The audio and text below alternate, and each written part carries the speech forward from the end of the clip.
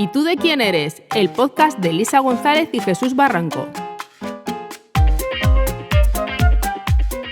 Hola, hola, bienvenidos y bienvenidas a un nuevo episodio de esta segunda temporada de ¿Y tú de quién eres? Nos acompaña un invitado de altura con sus escasos 2,9 metros de estatura. Es todo un referente en el mundo del baloncesto profesional en España. Ha desarrollado gran parte de su carrera en la península, principalmente en la Liga Leboro, formando parte de más de una decena de equipos durante sus más de 20 años de trayectoria deportiva. En 2021 se convirtió en el máximo reboteador de la historia de la Leboro en los 26 años de la competición, alcanzando la cifra de 2.753 rebotes en 436 partidos, superando el récord que poseía en ese momento el guipuzcoano Urko Otegi. Años atrás, en la temporada 2016-2017, ya había bautizado el nombre del rey del tapón, lo habían colocado en la competición, al convertirse en el líder histórico de la liga con 280 tapones, encabezando el ranking dominado hasta la fecha por, habitualmente las grandes torres norteamericanas de la competición. Con cerca de 500 partidos disputados, más de 12.000 minutos jugados, más de 3.000 rebotes y casi 400 tapones, este reño ha hecho historia en el baloncesto profesional. Oliver Arteaga, bienvenido. Hola, ¿qué tal? Muy buenas. Oliver, eres una persona que se te reconoce desde muchos metros y desde muy lejano, pero bueno, vamos a decirle a todos, ¿tú de quién eres? Bueno, pues yo soy vecino de frontera, de Los Llanillos, hijo de Kiko el carpintero, mi madre se llama Carmen y bueno, nací aquí en Los Llanillos, en frontera, crecí, viví hasta los 15 años aquí y luego, bueno, pues salí ya a Tenerife a jugar a baloncesto y de ahí di el salto a la península y, bueno, y hasta hoy, he hecho una carrera fuera de la isla, sobre todo en la península mayormente y, bueno, hasta el día de hoy que ya me he retirado. Oliver, cuéntanos cómo fue tu entrada en el mundo del baloncesto, porque no nos llevamos muchos años y el recuerdo que yo tengo y seguramente mucha gente tiene de ti es verte jugar a balonmano, verte en los juegos escolares, en la cancha del colegio. ¿Qué pasó ahí? ¿Cómo llegaste? La verdad que fue todo un poco raro, muy extraño, porque yo empecé muy tarde a jugar a baloncesto, no es muy común. Yo con 15 años... toqué mi primer balón de baloncesto, no tenía ni idea de baloncesto, jugaba balonmano y bueno, a partir de que fuimos a una competición escolar con el colegio a Tenerife y bueno, y me vieron allí con la estatura que tenía y me dijeron que hacía jugando a balonmano, que me tenía que ir para Tenerife como sea y bueno, me vieron el Unelco Tenerife, que es un equipo muy referente en cantera de baloncesto a nivel canario. Y me ficharon, estuve allí un año jugando, probando y bueno, iba todo muy rápido y ya en diciembre, en octubre, noviembre, después de haber estado 3-4 meses allí en Tenerife, ya bueno, empezaron sobre todo por mi cultura, porque yo la verdad que de baloncesto sabía jugar muy poquito. Pero sí que es cierto que iba progresando más o menos y tal, y ya en diciembre o así, enero, me empezaron a llamar club de la península, bueno, el Pamesa Valencia, el Barça, el Estudiantes, a interesarse por mí y bueno, y a partir de ahí, bueno, pues fui a visitar un par de clubs con entrenadores allí de Tenerife, con el presidente del club, con familiares míos, y un poco teníamos que decidir... entre 2-3 equipos y al final, elegí Pamesa Valencia y ahí empecé un poco en el mundo del básquet. Nos dices que fue a los 15 años, época de instituto, tú estabas jugando a balonmano, y entonces de repente, ¿cómo decides eso? Si esta gente, estos jugadores te dicen, oye, ¿te has interesado alguna vez por baloncesto? ¿Tú qué piensas allí así en ese momento, en frío? Fue todo un poco muy rápido, pero yo recuerdo que había un campus en La Palma en el que venía Pepe Lasso, que es un referente a nivel nacional como entrenador, y Pepe Lasso, que también ahora es conocido por haber sido entrenador del Real Madrid. Y justo como me llamaron los del Unelco Tenerife para ver si quería ir y tal, yo como no tenía ni idea de jugar a baloncesto, digo, hostia, pues a lo mejor me voy a ir a La Palma, al campus a entrenar un poco para no empezar de cero. Y bueno, y eso también un poco me empujó. Fui a La Palma, estuve allí una semana, no tenía ni idea, pero ni idea. Yo siempre lo cuento, yo llegué allí Aparte, me acuerdo de llevar unas zapatillas, que todo el mundo llevaba unas zapatillas altas de jugar a baloncesto, y yo llegué allí con unas zapatillas bajas, que vamos, que aquello no era... llevaba unas pintas increíbles. Y bueno, y la verdad que sí que es cierto que me sirvió un poco para un poco aprender las normas, las reglas, porque no tenía ni idea. Y después ahí durante el verano ya me acuerdo que viajé a Tenerife, estuve un poco con ellos viendo lo que eran las instalaciones del Unelco Tenerife, dónde me iba a quedar en el piso y demás. Y bueno, y un poco fue eso, pero sí ha sido todo un poco muy rápido porque no me lo esperaba, la verdad. ¿Y hay algún plan de preparación para esa gente que esos ojeadores fichan por altura, pero en tu caso decías, pues si no tenías todavía ningún vínculo con el baloncesto?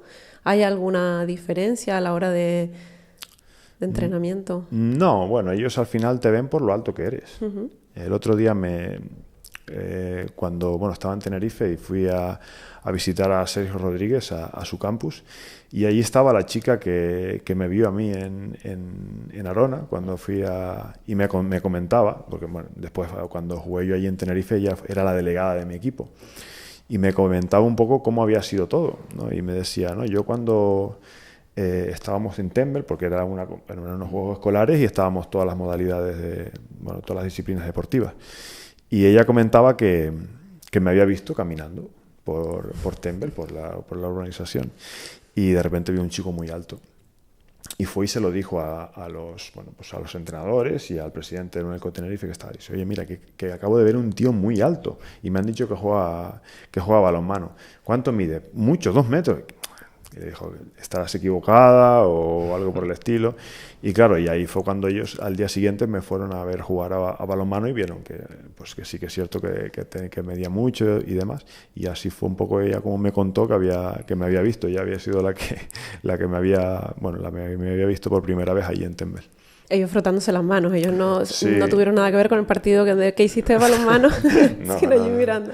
Sí. Hubo feeling entonces, ¿no? Con el baloncesto, ya una vez. Sí, al principio me costó porque, o sea, yo no lo conocía, entonces no te puede gustar algo que desconoces. Y al principio, bueno, pues un poco lo hice por probar, y bueno, pues me voy a ver qué tal, y vivía una experiencia diferente fuera de la isla y demás. Y bueno, sí que es cierto que a mí me gustó, estaba muy cerca de Tenerife, que prácticamente estás a media hora en avión, y bueno, y poco a poco pues me fui enganchando poco a poco, sí. Después de todo ese proceso de iniciación acelerada en el mundo del baloncesto y de que te empiezas a ver equipos, comentabas el Panesa, el Barcelona, etcétera, hay un momento en el que se produce un salto ya a lo que sería baloncesto profesional. O sea, tú tienes una oferta, una propuesta en la que tú ves que te plantean la opción de dedicarte profesionalmente, por lo menos de inicio, al deporte. ¿Cuándo llega ese momento? Eso llega cuando estoy en Tenerife y lo como te comentaba antes, y hay varios equipos, se ponen en contacto con la gente del Unelco Tenerife y me comentan que hay la posibilidad de que marche fuera porque hay varios equipos que me están siguiendo. Claro, yo ahí se me viene todo arriba y digo, bueno, pues vamos a ver por dónde empezamos aquí. Y empezamos, primero viajamos a Valencia a ver las instalaciones, vi todo, un poco cómo era el funcionamiento, y lo que sí que me sorprendió mucho que eran chavales de 15, 16 años, pero que su vida era como si fuese la de un profesional, se dedicaban por y para, o sea, te comentaban, había una cosa que me sorprendió mucho, que es que teníamos que entrenaban a las 7 de la mañana. Entonces entrenabas a las 7 de la mañana, luego te ibas al colegio, luego volvías, también había colegio por la tarde, y luego cuando terminaba el colegio ibas a entrenar, así de lunes a viernes todos los días, y sábado y domingo pues jugabas 2 partidos a la semana. Entonces yo decía, madre mía, vaya cambio, esto es prácticamente eres un profesional, ¿no? Y y así un poco fue como llegó. Luego me fui a Barcelona, que también me querían fichar, y un poco lo mismo. Estuve allí 3-4 días viendo las instalaciones, viendo todo, y tuve un periodo para decidirme, y ahí fue cuando me decidí irme a Valencia. Una duda, ¿estaba vinculado entonces el equipo donde entrenabas con el instituto, con el colegio? ¿Tenían...? O sea, no hay vinculación. No es algo así como las peñas americanas de que te daban la beca y eso, ¿no? Desgraciadamente aquí no estamos preparados a ese nivel, no. Era el PAMESA el que se adaptaba un poco al horario escolar y montaba alrededor de eso okay, todo. Alrededor de tus horarios te montaban entrenamientos para que pudieses... Sí. Okay. No, siempre ha habido un montón de jugadores canarios de baloncesto por la península, pero imagino que fue prácticamente poner el hierro en el mapa del baloncesto profesional peninsular en ese momento, porque cuando llegaste por allí, no sé si había algún antecedente de Reño que hubiera jugado a nivel profesional en equipos en la península. No, sí que es cierto que cuando yo me voy a Tenerife, conmigo se viene otro chico, Jonay Fernández, que es de Isora, y Alfredo, un chico de San Andrés, y vamos los tres a jugar a Tenerife. Pero bueno, yo sí que ahí ya marcho a la península y ellos quedan en Tenerife, pero no, yo a nivel profesional que yo sepa, yo nunca no había escuchado nada de que hubiese habido otro jugador que se hubiese dedicado al baloncesto. Vamos con una preguntita así, tipo trascendental del mundo del deporte. ¿Cómo tiene que ser un jugador de baloncesto? ¿Qué habilidades o cualidades tienen que ser? Ya sabemos que la altura es evidente que es una de las que se valora de forma habitual porque directamente es un criterio de inicio a la hora de seleccionar, ¿no? Pero después de toda esta experiencia que has tenido, además de esa primera condición física que es importante, aunque no imprescindible, para el baloncesto, ¿qué más crees que debe tener un jugador de baloncesto? Bueno, depende de la posición en la que juegues, eso es lo primero. Si juegas de pívot tienes que tener altura, pero no solo altura, evidentemente. Yo he tenido compañeros que han medido 2'10", 2'15", 2'20", 2'25" y se han quedado por el camino y no han podido llegar a profesionales. Entonces, bueno, no es solo la altura, sí que es cierto que si no tienes altura no puedes jugar a baloncesto, sobre todo dependiendo de la posición que juegues, pero sobre todo si juegas de pívot, pues si no eres alto, y sobre todo en el baloncesto moderno, que cada vez la gente es más grande, más atlética. Bueno, pues tienes que... Bueno, el baloncesto es un deporte muy táctico, sobre todo a nivel profesional. Tienes que ser más o menos habilidoso a la hora de entender el juego, a la hora de... Bueno, hay muchos sistemas, es un baloncesto. El baloncesto es un deporte, pues como te digo, muy táctico y bueno, pues también tienes que desarrollar esa habilidad, ser un tío listo, más o menos, avispado. Y bueno, no sé, comprometido, tienes que tener compromiso, porque lo que estábamos hablando antes, cuando tienes 14, 15, 16 años y te tienes que dedicar por y para el baloncesto y tienes que dejar de lado muchas cosas que al final cuando tienes esa edad, pues es difícil, ¿no? Claro. Difícil, ¿no? Y tienes que tener las cosas muy claras. Pero bueno, un poco eso, ¿no? Y después, lógicamente, físicamente, pues tienes que tener ciertas habilidades, no solo la altura, pues ser un tío más o menos coordinado. Yo, por ejemplo, a mí me ayudó mucho que había jugado mucho al fútbol, por ejemplo. No en ningún equipo, pero que sí que, de jugar en la calle, de jugar en el Polideportivo de los Llanillos, en el colegio, siempre he jugado fútbol. Entonces, yo me acuerdo que cuando me veían a mí con mi altura, mis entrenadores, tanto en Tenerife como en Valencia, me lo decían, hostia, es que eres un tío muy coordinado. Y yo creo que, pues eso, el jugar al fútbol me ayudó muchísimo, pero la coordinación es muy importante para jugar a baloncesto también. Al final, practicar otros deportes te fue ayudando por el camino también, ¿no? Bueno, nos has comentado un poquitito cómo era el día a día de un jugador que tiene que compatibilizar el deporte con la vida académica, ¿no? Esos horarios tan intensitos desde por la mañana hasta por la tarde. Pero bueno, una vez ya te dedicas como profesional de forma íntegra, superado el periodo académico, ¿cómo es el día a día como un deportista profesional, ¿no? ¿Qué horarios, qué entrenamientos, un poco la forma de vida en un equipo en la temporada, cómo se gestiona? Bueno, pues normalmente, tú entrenas a diario, por la mañana y por la tarde. Eso es de lunes a viernes entrenas mañana y tarde, a lo mejor descansas 2 mañanas a la semana y luego llega partido, pues tienes partido el sábado, descansas domingo y empiezas otra vez el lunes. Eso es si solo juegas una competición. Yo normalmente siempre he jugado una competición. A no ser cuando estuve en el PAMESA Valencia, que sí que es cierto que jugábamos 2 competiciones y ahí pues varía un poco todo. Pero lo normal es eso, tú entrenas de lunes a viernes, cada día, mañana y tarde, menos martes y jueves a lo mejor que solo entrenas una vez, sábado compites, domingo descansas y ya empiezas otra vez la semana. ¿Cuánto duran esos entrenamientos? Depende del entrenador. Depende muchísimo del entrenador. Entrenadores que son muy cañeros, que estás todo el día entrenando, y otros pues que no son, bueno, pues que no son tan cañeros, que entrenas mucho menos. Pero normalmente 2 horas por la mañana y 2 horas por la tarde no te los quita nadie. Ahora se está llevando muchísimo el entrenar solo una vez al día.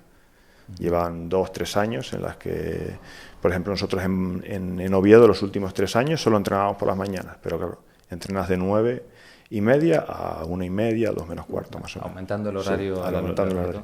Porque normalmente trabajas el aspecto físico por las mañanas y luego el aspecto físico, pesas, algo de tiro o técnica individual, y luego ya los entrenamientos más de equipo se hacían por las tardes. Ahora lo que se ha hecho es que todo se hace por la mañana. Haces el entrenamiento físico de pesas, de técnica individual, lo que sea, y acto seguido ya empiezas con el entrenamiento de equipo, más táctico, más ahí es donde más juegas, partidillos y demás, pero ya lo haces todo completo y luego tienes la tarde libre. Es decir, que ganas un poquito de vida también. Sí, a la hora de compensar. Sí. Una cosa que justo queríamos consultarte, porque llevas más de 20 años jugando como profesional. Al final, si no me equivoco, son más de 10 equipos o 10 equipos al menos.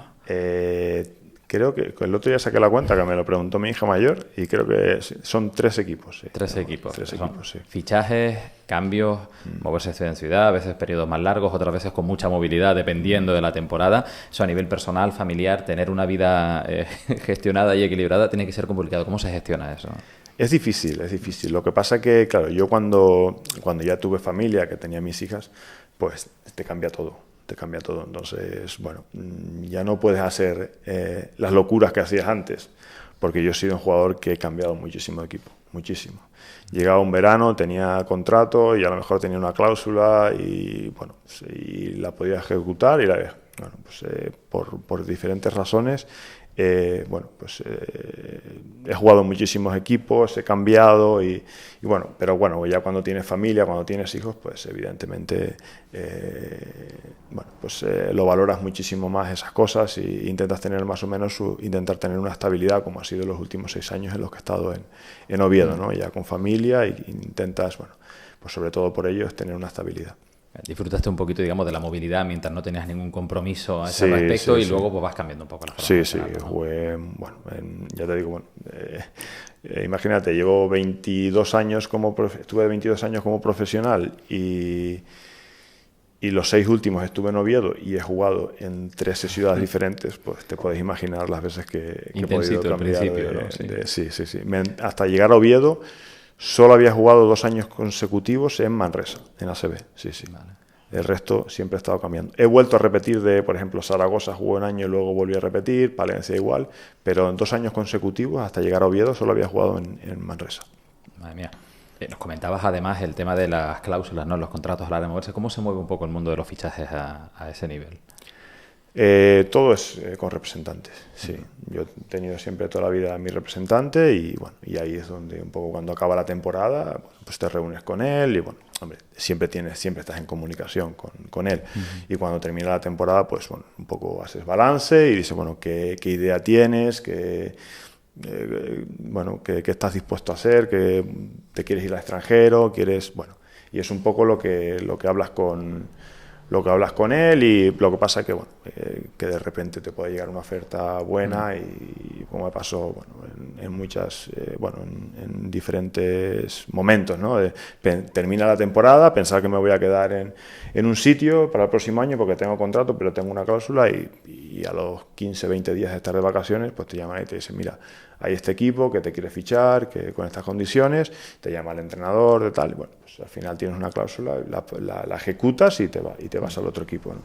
Bueno, es un poco cómo se mueve el mercado, pero normalmente siempre trabajas con representantes, ¿sí? En el baloncesto profesional siempre. Entiendo que por lo menos lo que sí tienes es cierta capacidad para gestionar un poco tu carrera, para decidir, para hablar con el representante hacia dónde quieres ir. No te sientes, digamos, dirigido permanentemente por el mercado de los equipos, sino que el jugador tiene una cierta capacidad a la hora de elegir, o por lo menos en tu caso ha sido esa, ¿no? Siempre, por lo menos yo siempre al final ellos bueno, pues un poco te orientan y, bueno, te dan tu opinión, pero en mi caso siempre he sido yo el que he tomado la decisión de cambiar o de quedarme, y muchas veces pues incluso mi representante me ha dicho, yo creo que es bueno que te vayas o qué tal, y he dicho, no, yo creo que ahora mismo me quiero quedar o lo que sea, y así ha sido. La última palabra siempre la tiene el jugador. En mi caso, pues así ha sido siempre. Y que tú ya tienes confianza también con esta persona, claro, para ya que hay un trato más, sí, más de tú a tú, ¿no? Sí, Bueno, ya claro. llevas muchos años y conoces el mercado y ya muchas veces, bueno, yo por ejemplo, el fichaje mío de Oviedo no fue con representante, me llamó el entrenador que había jugado conmigo y el segundo entrenador y me convencieron para que me fuese allí a jugar y ahí no hubo la mediación de un representante. Sí que es cierto que a la hora de firmar el contrato, de redactarlo y demás, pues siempre, pero no, y ahí bueno, ya conoces demasiado el mercado y demasiado la profesión y no te hace falta. Oliver, hurgando un poco en la hemeroteca, hemos visto declaraciones tuyas donde resaltas la importancia no solo del rendimiento individual, sino del colectivo, del equipo. Has dicho, intento ayudar al equipo y no pensar en mis números. En un deporte como este no solo es importante la actuación en pista también, sino la implicación que tengas con el equipo, ¿verdad? Sí, sin ninguna duda. El baloncesto es un deporte de equipo. No te vale de nada que tú tengas una muy buena actuación a nivel individual si luego no cumples el objetivo de ganar, ¿no? Al final es un equipo, un deporte de equipo y de nada vale las individualidades. Es un poco lo que yo, bueno, sobre todo en los últimos años, en Oviedo, que he sido el capitán y bueno, pues te toca ser un poco de padre, de referente, pues un poco lo que intentas transmitir a tus compañeros que lógicamente son mucho más pequeños que tú, porque yo ya tenía 40 años, pues lógicamente, le intentas un poco inculcar esas cosas, ¿no? Que al final lo importante es el conjunto, que por mucho que tú individualmente juegues bien, si el equipo no gana, pues no vale de nada, eso es evidente. Ahora, al destacar también esa figura de capitán que nos estás diciendo, te has ganado el respeto de tus compañeros por tu trabajo diario, por tu trayectoria. Se te ve además una persona tranquila. La actitud personal de cada uno también influye a la hora de trabajar, a la hora de jugar. Sí, a ver, yo siempre he intentado ser bastante profesional, pero sí que es cierto que, como te decía antes, cuando cumples una edad ya, pues un poco eres el ejemplo de los jugadores más jóvenes. Yo, por ejemplo, ahora mismo en mis últimos años, 38, 39, 40 años, estás trabajando con gente de 18, de 20, de 22 años. Entonces, bueno, pues intentas que ellos vean que tú eres intentas ser un referente para ellos, ¿no? Y ser un ejemplo. Y eso es un poco lo que intenté hacer en mis últimos años en Oviedo, ¿no? No solo actuar como un jugador, sino también, bueno, pues un poco esa figura, bueno, de capitán, de hermano mayor, de intentar, ser un poco un ejemplo dentro y fuera de la pista también. ¿Y el haber nacido en el Hierro ha influido de alguna manera también en tu formarte en esa carrera profesional que tú te has labrado? Sí, seguramente. El Hierro es un sitio muy peculiar, ¿no? Somos una isla de 10.000 habitantes, al final eso te marca mucho, la infancia que has tenido, ¿no? Yo creo que lo hablábamos antes, ¿no? Hay cosas buenas, hay cosas malas, pero hay muchísimas cosas buenas, ¿no? Y al final yo creo que la manera en la que te educas, en la manera en la que, bueno, la infancia que tienes, el vivir en un sitio con tanta libertad, no sé, el poder estar siempre en la infancia, pues un poco el poder disfrutar de hacer muchísimos deportes, muchísimas modalidades deportivas, no sé, yo creo que eso siempre te marca muchísimo, yo por lo menos así lo creo. Estabas hablando un poco de ese rol que ejercías casi, que tocaba de mentor y de ejemplo, ¿no? Muchas veces con los jóvenes, en los equipos y demás. Pero hay un tema que hemos estado viendo y leyendo titulares de forma frecuente reciente, estos últimos años sobre todo, ¿no? De un porcentaje de jugadores muy alto, especialmente en la NBA, sufriendo problemas de salud mental relacionados con el deporte de competición, de alta competición, que es algo que yo creo que se está empezando a comentar ya en muchos deportes, ¿no? No solo en el baloncesto. ¿Qué nivel de presión se tiene a nivel de baloncesto profesional? Entiendo que depende muchas veces del equipo, de la competición, de las expectativas que estén volcadas por ahí, ¿no? Pero bueno, ¿cómo se suele gestionar eso? ¿Y hay apoyo psicológico dentro del staff especializado? ¿Forma parte, digamos, de las labores que realiza el cuerpo técnico de forma habitual con los jugadores? ¿O cómo se gestionan este tipo de asuntos? Es complicado. El deporte, bueno, cuando ya llegas a cierto nivel, la presión que tienes es una presión importante. Evidentemente no es lo mismo un jugador que juega en la ACB, en el Real Madrid o en el Barcelona que jugar en otros equipos o en la Leboro, pero siempre tienes presión. Yo he sentido mucha presión. Ahora ya no tanto, y la gestionas muchísimo mejor porque con los años es diferente, pero cuando tienes 23, 24, 25 años y bueno, sí que yo la he sentido y lo pasas mal, lo pasas mal porque a lo mejor pues, las cosas no te salen, tú trabajas con toda la buena intención del mundo y te esfuerzas al máximo, pero las cosas no salen, ¿no? Y sí que es cierto que son momentos duros, por suerte. Bueno, esto es algo que ya en los últimos años se trabaja muchísimo más, la salud mental, ¿no? Casi todos los equipos contamos con la ayuda de psicólogos deportivos, lo tienes a tu alcance, tus representantes, bueno, pues esto es algo que ya, bueno, pues se trabaja muchísimo más, pero sí que es cierto que es complicado. Yo lo he sentido y he tenido compañeros también que se pasa mal, evidentemente, pues bueno, cada uno lo lleva o lo afronta de una manera diferente, pero sí que es complicado, por suerte. Bueno, pues esto ya no es un tema tabú, antes era mucho más complicado hablar de esto, pero ya estamos viendo que cada vez son más los deportistas que sufren, ¿no? Y que no es un tema de nivel económico ni nada por el estilo, ¿no? Jugadores, pues Ricky Rubio fue el último, ¿no? Un jugador que lleva tantos años en la NBA, que ha jugado a un nivel increíble, bueno, pues ha tenido que parar por este motivo, ¿no? Bueno, pues eso es algo que está ahí, que está sucediendo y que, bueno, por suerte, pues cada vez tenemos más medios para poder luchar contra este tipo de cosas, ¿no? Contra la salud mental.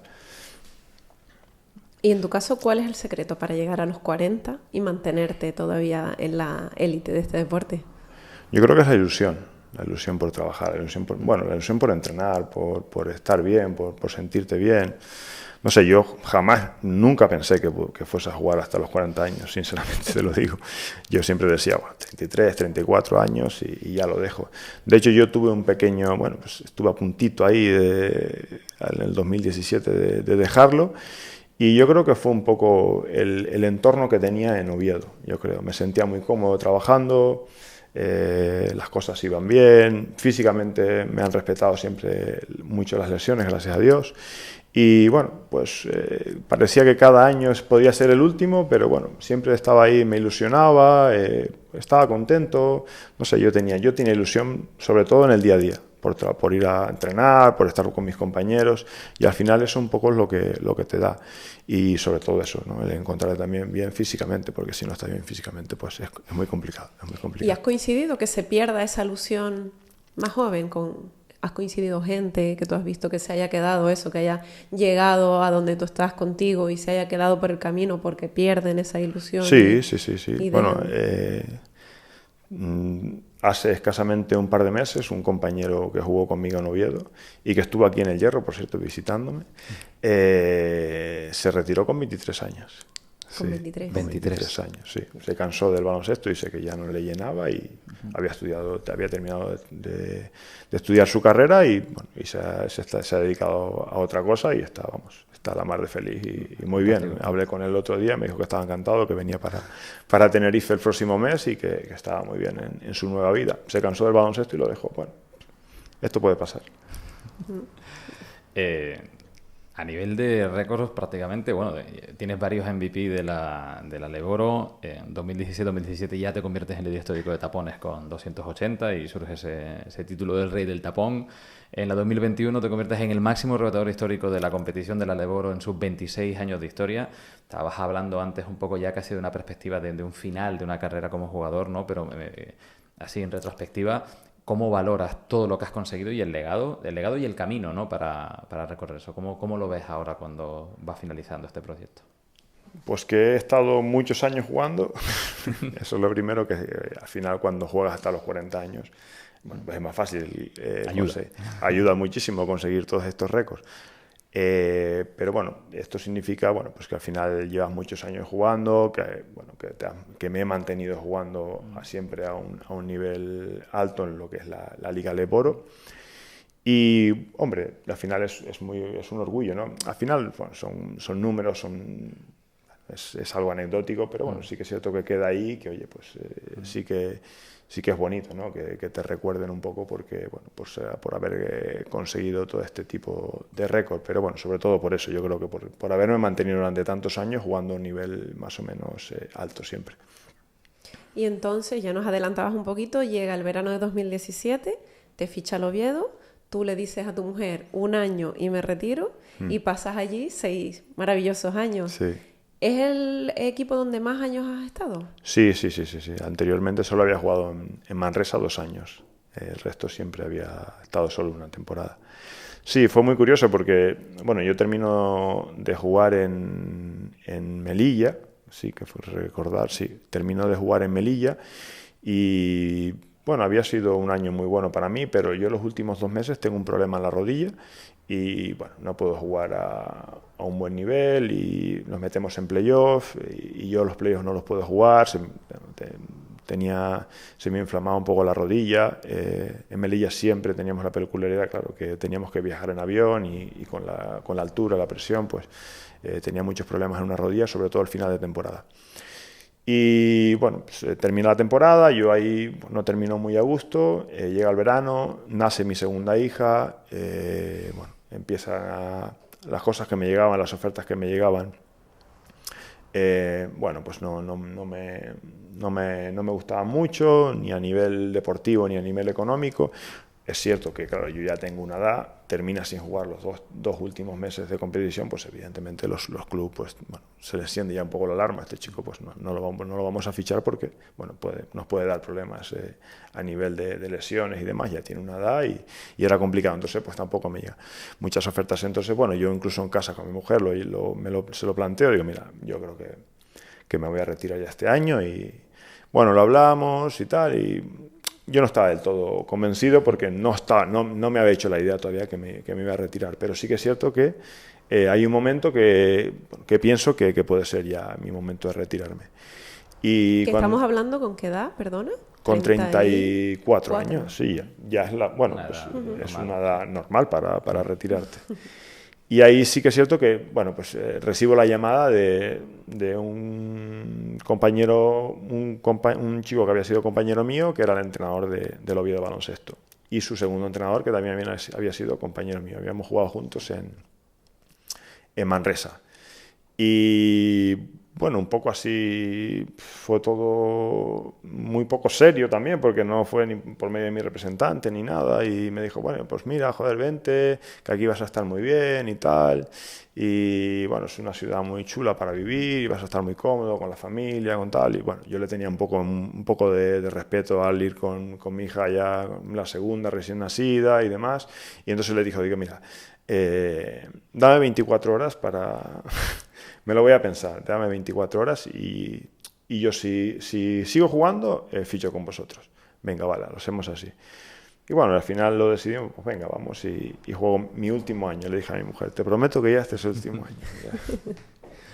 Y bueno, y la verdad que el primer año fue muy bien, jugamos playoffs, estuvimos a punto de conseguir el ascenso, yo jugué a un nivel muy bueno y a partir de ahí, bueno, pues me firmé 2 años, pensando ya que eran los últimos, pues firmo y así sucesivamente hasta que llegaron las 6 temporadas, hasta que ya...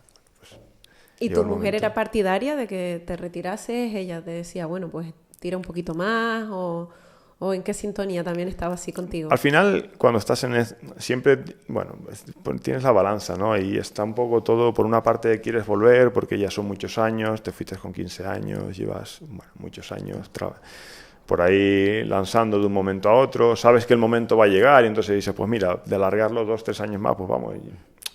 y es un poco, pero bueno, ella momentos sí que es cierto que me animaba, pero otros también, bueno, ya teníamos ganas de volver. Pero una vez que llegamos a Oviedo, sí que es cierto que allí nos encontramos muy a gusto y ella ya siempre me decía, me animaba, ¿no? También un poco a que siguiese, a que, bueno, ¿por qué no un año más? Y yo te veo muy bien, aparte, bueno, las mujeres y tu madre siempre te ven, eres Michael Jordan para ellos. Entonces, bueno, ella siempre me veía muy bien y me animaba a que siguiese, sí que es cierto que me animaba mucho.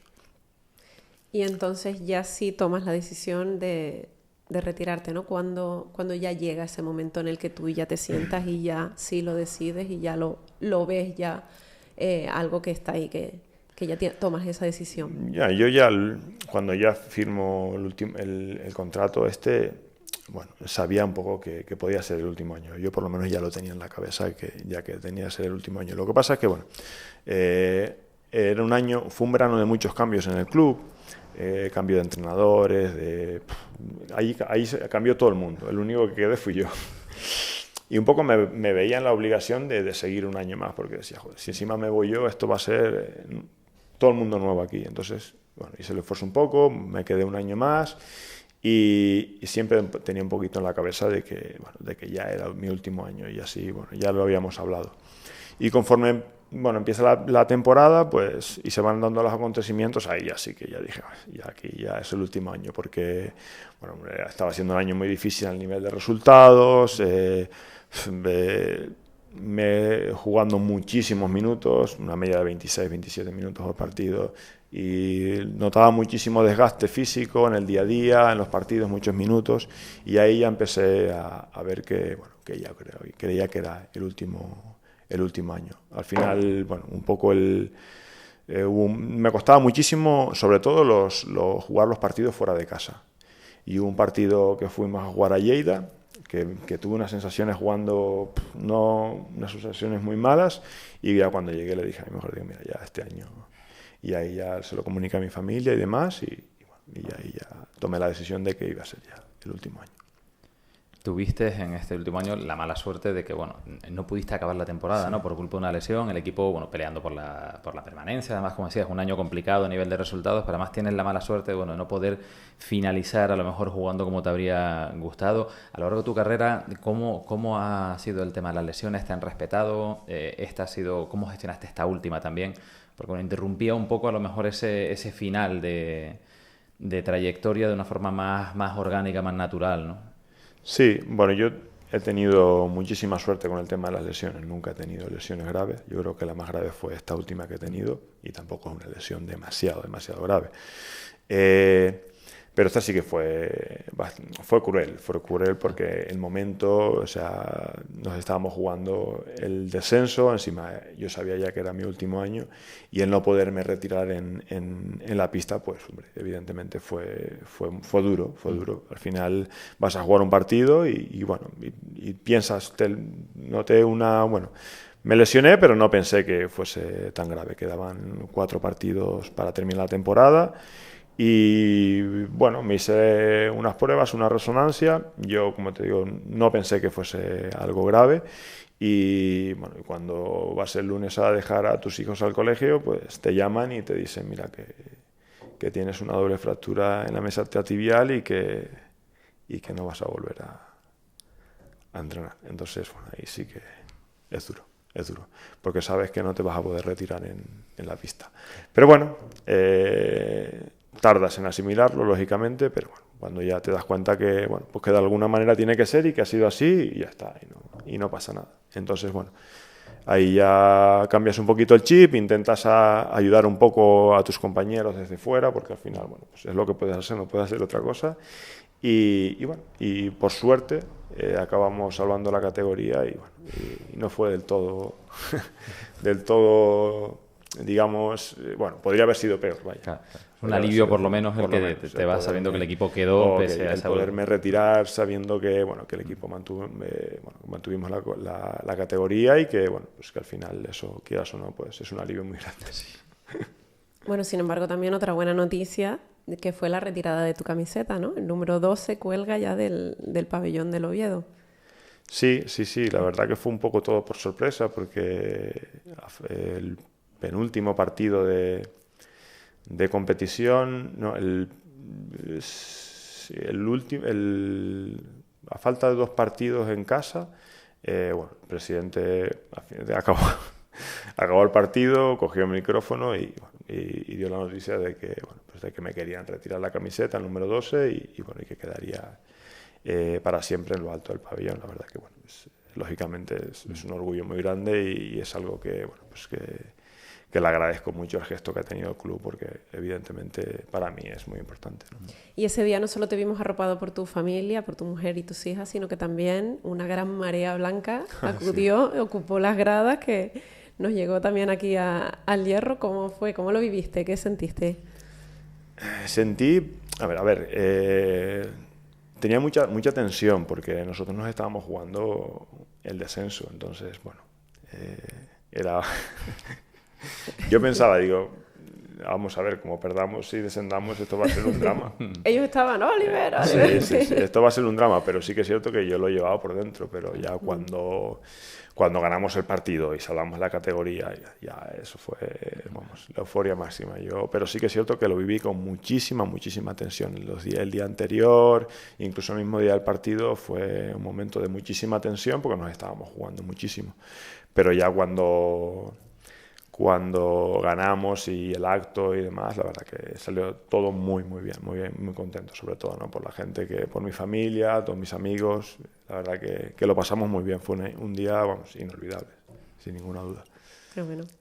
Vamos a ir ahora con una rondita de preguntas rápidas. Empiezo yo y va a seguir. Elisa, ¿qué significa el baloncesto para ti hoy en día? El baloncesto lo significa todo, me lo ha dado todo. Es a lo que me he dedicado los 20 años y lo es todo para mí. ¿Hay algo que te hubiera gustado lograr durante tu carrera profesional en baloncesto y que sientas que no has podido conseguir?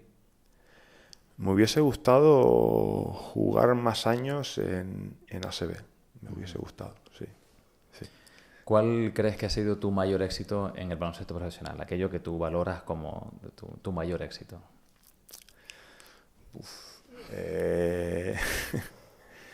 Hombre, a nivel deportivo... los ascensos que he conseguido y después a nivel humano, a nivel de, bueno, pues todas las cosas positivas que conlleva el básquet, ¿no? La gente que conoces, los amigos que haces, todo eso, pero bueno, depende a nivel deportivo o a nivel humano, ya te digo. Es importante eso porque no son solo los resultados, sino muchas veces las experiencias que cosechas durante el proceso, ¿no? ¿Cuál crees que ha sido tu momento más duro a nivel profesional?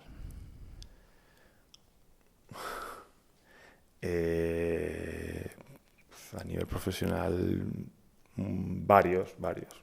Descensos que consigues, temporadas malas, que no te sale nada, lo que estábamos hablando antes, momentos difíciles. Pero quizás, no sé...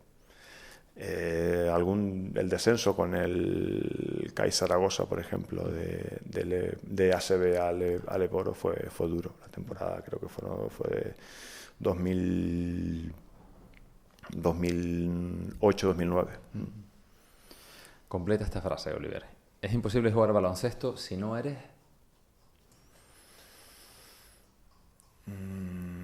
Te estamos poniendo complicado. No solemos hacerlo habitualmente. Especialmente a ti te lo estamos poniendo complicado. ¿A nivel profesional? Sí. Es bueno lo que tú creas. Si no eres comprometido. Comprometido. Alto, hubiera dicho. Y ahora completa esta otra última frase. Un buen compañero de equipo es aquel que te ayuda en los momentos complicados.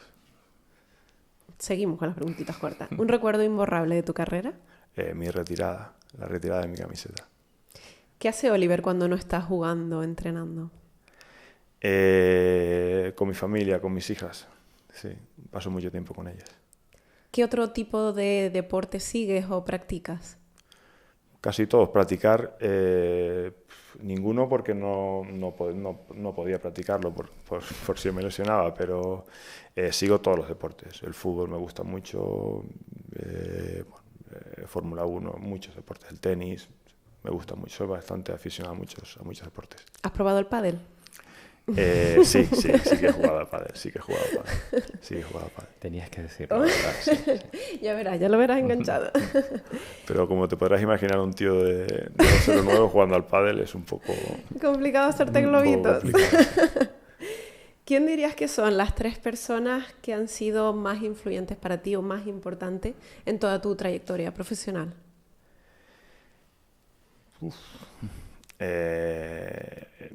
Bueno, seguramente mis padres y mi mujer, mi pareja, sí.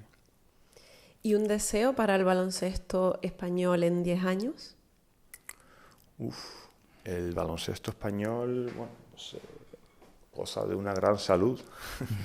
La verdad que estamos teniendo muchos éxitos, pero me gustaría que se contara muchísimo más con el jugador nacional, que poco a poco se va perdiendo, y creo que eso es algo que a nivel de cantera y en categorías inferiores conseguimos muchos éxitos, y a nivel de selecciones, pero que cuesta mucho que el jugador español llegue a los equipos profesionales, ¿no?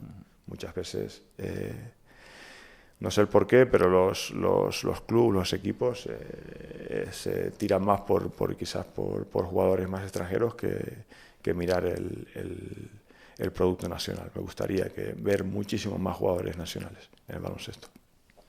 El Oliver Arteaga del futuro, ¿nos lo podemos imaginar entrenando o formando parte de algún cuerpo técnico? ¿Es algo que tengas en la cabeza? ¿Entrenar? No, eso lo he tenido siempre muy claro. Nunca me ha llamado el ser entrenador. Creo que no tengo el carácter para ser entrenador. Me encantaría seguir vinculado al baloncesto, pero en la faceta de entrenador creo que no. Otros roles, a lo mejor. Sí, seguramente.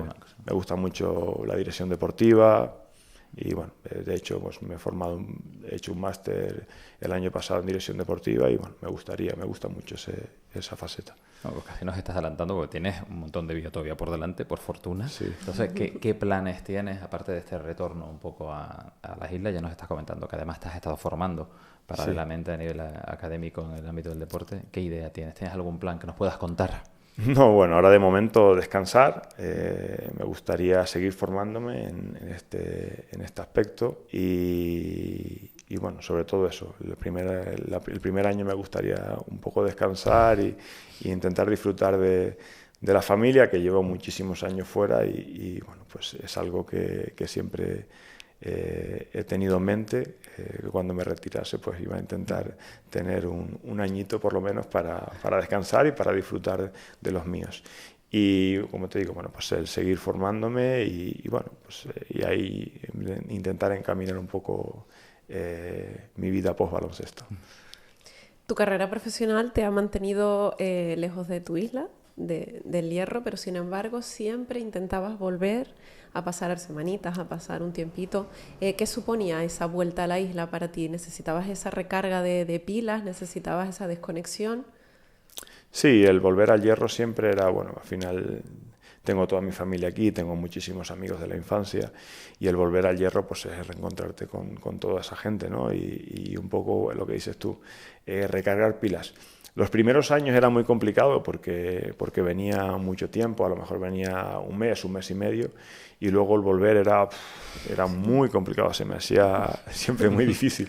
Pero luego a lo largo de los años sí que, bueno, pues ya lo disfrutaba muchísimo el tiempo que estaba en el Hierro y me costaba mucho menos el volver, el reincorporarme a los entrenamientos. Pero sí, yo siempre, bueno, es el verano en el Hierro, las Navidades, aunque bueno, últimamente ya prácticamente nada porque no teníamos parones de Navidades, pues siempre era un poco esa válvula de escape, ¿no? El desconectar un poco de todo, de lo que era el baloncesto y todo, y bueno, y estar aquí con mi familia, con mis amigos y disfrutando de la isla. Desde tu punto de vista y con la trayectoria profesional que tienes y todos los años que llevas vinculado al mundo del deporte profesional, ¿qué crees que haría falta en el Hierro para fomentar la aparición y el desarrollo de deportistas jóvenes? Que estaremos hablando, ¿qué crees que ves? Formación, instalaciones, hablamos de ayuda económica al deporte. ¿Hay algo que tú percibas que probablemente sería necesario fortalecer en la isla para el desarrollo de deportistas? Al haber tan pocos habitantes, pues no tienes, pues siempre ha pasado, ¿no? Competíamos aquí, solo existían los juegos, al final el fútbol sí, porque es un deporte es el deporte más rey escala, y sí. todo el mundo, todos los niños, pues un poco... Pero sí es verdad que en aquella época, cuando hablábamos de los juegos escolares, del balonmano y demás, el baloncesto era eso. Todavía no había, Sí. no había esa cultura de Sí, baloncesto aquí en el Hierro. No puedes competir al nivel insular, no puedes hacer una liga de balonmano, no puedes hacer, bueno, voleibol por ejemplo sí que habían, ¿no? Voleibol femenino sí que había hay un club que es Sí. el Cantadal que sale a competir fuera, pero no puedes hacer una liga Claro. Doméstica aquí, una liga Sí, insular. habrá imposible. un club en representación de deportes salvo fútbol, lo que dices Por tú, eso club te digo de que salvo bádminton, exacto. el fútbol, Un que equipo. hay muchísimos equipos, porque hay muchos niños que practican ese deporte, pues el resto siempre es complicado. El tema del bádminton siempre ha tenido mucha tradición aquí, la lucha canaria, que prácticamente ya... Y que al final yo creo que también que todavía cerramos más el círculo en ese sentido del baloncesto, que requiere, aparte de habilidades, requiere altura, requiere, o sea, no nos nacen niños de 2 metros todos los días. Claro. Sí, hoy en En día... el Hierro. No, a ver, es eso. Pero bueno, yo creo que es un poco la suma de todo, de todo. Entonces, A propósito, a nivel de deportes de equipo, antes de que nos digan en comentarios, tenemos ya 2 equipos de vóley en la isla, que yo creo que es una de las singularidades, sí, está porque aquí tenemos aquí el Cantadal y arriba en Cantadal y Valverde arriba en también. Valverde. Sí. Pero bueno, que probablemente lo que señalabas a nivel de deportes individuales es más fácil, a lo mejor, el que se produzcan, bueno, como pasaba en el bádminton, por parejas, de forma individual, donde con la escala que tiene la isla es más sencillo generar un nivel competitivo mínimo para que haya algo de por eso te digo, de si tú no crecimiento, generas aquí si no hay 2, 3, 4, 5 equipos de baloncesto en el que se puedan competir los chavales los unos con los otros, es imposible que, ¿sabes? Y no sé yo si los juegos escolares también ya desaparecieron o siguen manteniéndose. Yo creo que eso ya no existe, ¿no? No lo sé. Hay competiciones, vamos a demostrar nuestra supina ignorancia ahora mismo en directo. O sea Los que juegos escolares como los conocimos en su día en Tembel y todo aquel... Ok, sí, ibas pues, el que no iba a atletismo iba a balonmano, el que no iba a Sí. fútbol sala, siempre, bueno, pues tenía... Sí, era un era reparto la ahí manera de- un poco también Sí. de ir a pasártelo bien fuera, porque tú no ibas a competir, tú ibas a disfrutar y a bañarte en la piscina y a disfrutar con todos tus amigos. Esas eran las vacaciones que tenía. Completábamos el equipo ahí a dedo. ¿Tú Por quieres? eso ¿Tú te quieres? digo, a ¿Tú última quieres? hora, ¿qué? ¿Y este quién viene? No, ¿y yo dónde puedo ir? No, pues tuve, yo me acuerdo que fui una vez a saltar vallas. ¿En serio? Y en mi vida había saltado una valla. Bueno, hice el ridículo, pero claro, pero escucha, yo me pegué ahí en mi viaje y lo pasé del 10, pero sí, era un poco eso. Vemos que valentía para iniciarte en deportes que no has practicado antes no te falta, ¿no? Es algo que nunca has tenido como problema. Y ahí te vieron los ojeadores saltando vallas. Pero este chico, ¿qué hace? Saltando vallas. Creo de todas formas que sí que se mantiene y que hay alguno, o si no algo equivalente, porque bueno, también incluso también la gente del Teseida, que sí que es verdad que ahora también ayuda mucho con el tema del atletismo a la hora de que sí. salgan los chicos, pero al final, bueno, hay cositas, por lo menos dentro de la escala de la isla que se mueven, pero bueno, más o menos queda claro que el tema de los deportes de equipo es complejo. Sí, depende que, pues, yo qué sé, pues el tema del vóley sí que... Pero el tema del básquet, bueno, hay un chico que se llama Jesús, que es entrenador aquí y ahí tiene varios equipos. Bueno, yo en si colegio. no estoy equivocada, creo que hay un club de baloncesto. Sí. Creo. Porque hicieron ahora un triangular o también... Sí. Y creo ahí que, Sí, que yo supe que sí hay un club de baloncesto. Bueno, yo suelo hablar mucho con Jesús, que es un chico que su mujer es profesora aquí en el colegio de Tigaday, y él entrena, tiene varios equipos y sé que hay muchos niños que están practicando el básquet. Y ya para terminar, Oliver, ¿qué consejo le darías a los más jóvenes de la isla que quieran iniciarse en este deporte o que ya lo practiquen y a lo mejor te vean a ti ahora y quieran a lo mejor dar ese paso de cómo llegar a esa carrera profesional?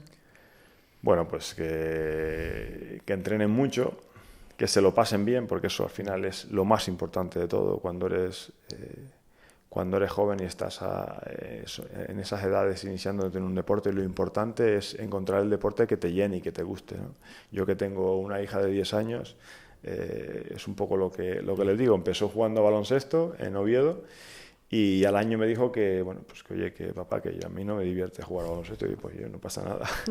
Y ahora juega a voleibol porque le gusta y bueno, pues es un poco eso, ¿no? Que disfruten, que entrenen, que se lo pasen bien, bueno, pues que al final de eso se trata a esas edades, ¿no? Sobre todo. Bueno, pues que tampoco es bueno tomárselo demasiado en serio, sobre todo eso, ¿no? Que disfruten y que se lo pasen bien, porque para ser profesional de cualquier deporte es difícil, pero bueno, yo creo que sobre todo eso, que se lo pasen bien y que estudien y que y eso. Vamos ahora con una sección estrella, que es la pregunta del público, aunque hay que darle un poquitito de contexto en este caso, y es que en esta segunda temporada hemos decidido darle voz a nuestra audiencia. Así que, bueno, para que esa audiencia formule las preguntas que vamos a trasladar a nuestros invitados sin tener ni idea, que es lo que sucede, de quién va a ser la persona que se sienta aquí. Es decir, te va a llegar una pregunta que ha hecho alguien sin saber que eras tú el invitado estrella del programa, y eso va a pasar también a partir de ahora y lo van a ver en redes cada episodio. Así que, Elisa.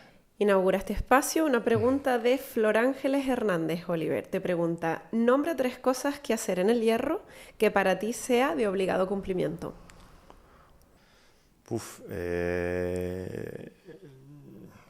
A ver, pegarte un baño en el Charco Azul, todos los veranos siempre intento hacerlo, porque me recuerda mucho, es un lugar en el que pasé mucho tiempo en mi infancia.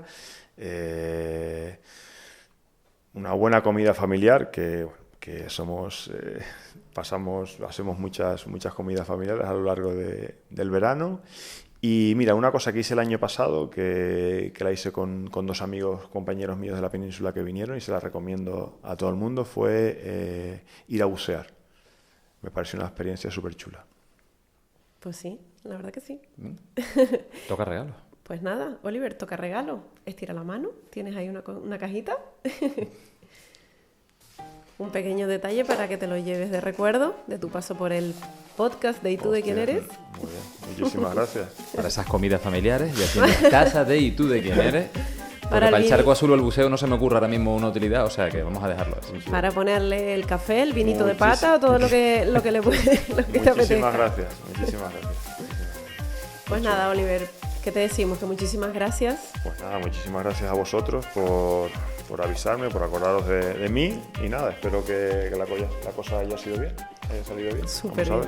Y bueno, pues muchísimas gracias, como siempre, a nuestra audiencia y a los espectadores. No te olvides de darnos un like, de suscribirte, de darle a la campanita para que te lleguen todas las notificaciones de YouTube. Síguenos en nuestras redes sociales, déjanos un comentario si te ha gustado el programa y si no te ha gustado también. Y bueno, recuerda que nos puedes seguir y nos puedes escuchar en todas las plataformas de podcast como Spotify, iVoox, Apple Podcasts, etc. Y nosotros nos vemos en un próximo episodio de ¿Y tú de quién eres?